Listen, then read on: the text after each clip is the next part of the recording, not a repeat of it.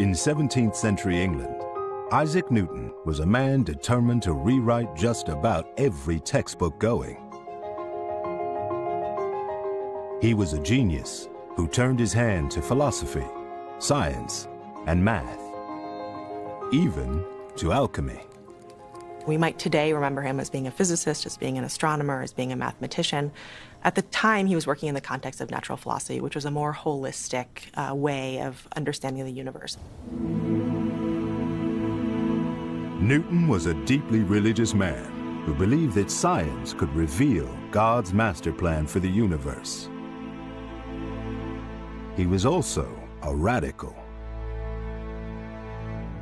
For thousands of years, the assumption had been that things in space worked very differently than how they did on Earth. But Newton had other ideas.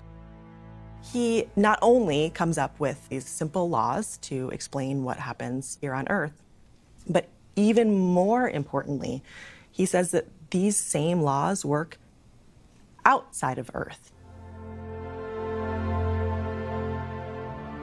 Isaac Newton argues that the whole universe is governed by a single law, the law of gravity. Gravity is one of the 4 fundamental forces of nature, and it's the force of attraction that any objects that have mass will feel towards each other. Newton needed a way to prove the theory that gravity worked the same everywhere in the universe. And in 1680, proof arrived from outer space. The comet of 1680 was incredibly bright, and you could see it during the daytime. And it becomes a topic of dispute, especially among Newton's circle, because people see the comet pass in 1680, and then another comet comes back in 1681. And there's a question, is this one comet or is this 2 comets? Newton realized that his theory of gravity held the answer to this question. In his mind, the comets of 1680 and 1681 had to be one and the same. He argued that it had journeyed through the solar system once, before the sun's gravity had swung it back again. When people discover that it's one comet, they understand then that it's gone around the sun and is coming back around the other side of its orbit. Newton realized that the gravity of the sun had caused the comet to follow an elliptical path through the cosmos.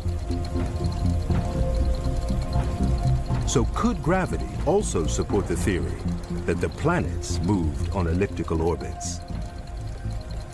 Imagine that I'm throwing a ball to you, which is a newly formed planet with some initial velocity.